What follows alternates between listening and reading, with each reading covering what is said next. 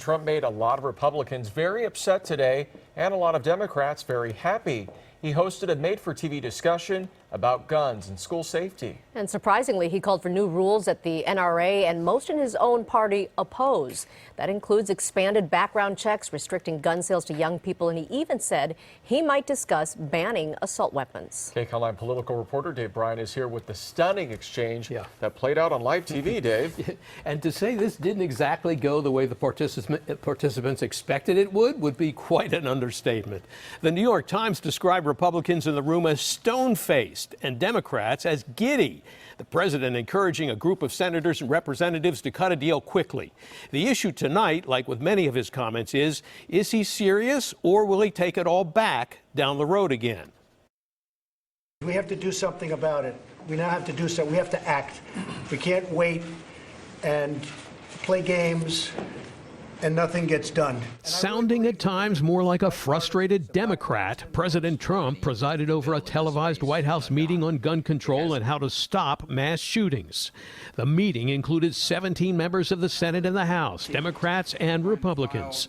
The president's statements on gun-related issues have swung wildly at times during his 13 months in office, during which at least 2 mass shootings have now taken place. At the meeting on Wednesday, the president suggested arming teachers, strengthening the background check system, and raising the minimum age to 21 for buying assault weapons.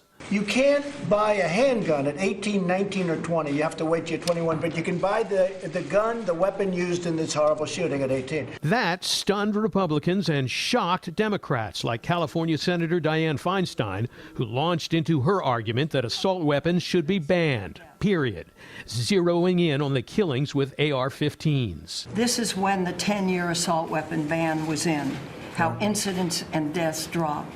When it ended, you see it going up. The president pushed on, asking Pennsylvania Republican Senator Pat Toomey and Democrat Senator Joe Manchin from West Virginia if they could incorporate raising the age required to buy an assault weapon into their bill, which calls for tougher background checks on people buying assault weapons. I'd just like to ask Joe and Pat, in your bill, what are you doing about the 18 to 21?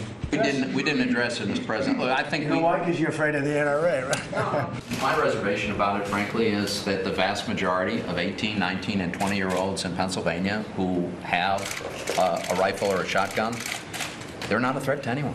They're law-abiding citizens. That was another stunner, mocking a fellow Republican for being afraid of the National Rifle Association.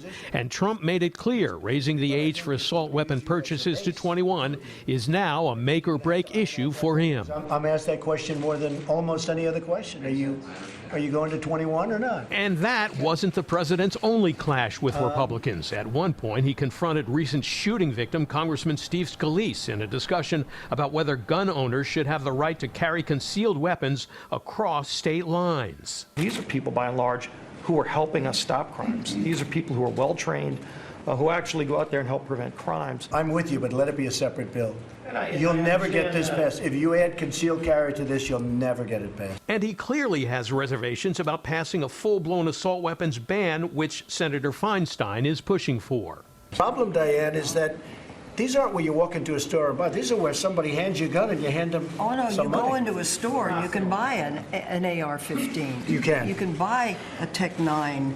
I mean, you can buy all these weapons. At one point, President Trump demanded that something must be done to restrict dangerous weapons in the hands of the mentally ill, like the Florida shooter, suggesting those weapons should be seized by the authorities. So we have to do something very decisive. Number one, you can take the guns away immediately from people that you can adjudge easily are mentally ill. By the end of the meeting, Republicans were steaming. Breitbart, the alt-right publication that used to be run by former White House advisor Steve Bannon, published a headline trashing President Trump as Trump the gun grabber.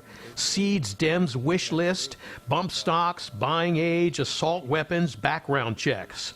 And there's danger for California Senator Dianne Feinstein as well. Photos were posted by some individuals on social media websites Wednesday evening of Feinstein and President Trump smiling and appearing to have a good time together at the gun meeting. Feinstein, of course, is running for re-election this year, and any connection with President Trump could be toxic for a Democratic candidate in California.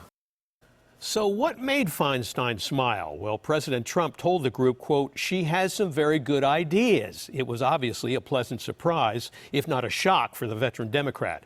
But I have a feeling we'll see that photo used against her this year by more liberal Democrats who do not want to see her reelected to the Senate in the fall. Peter, Lena, back to you.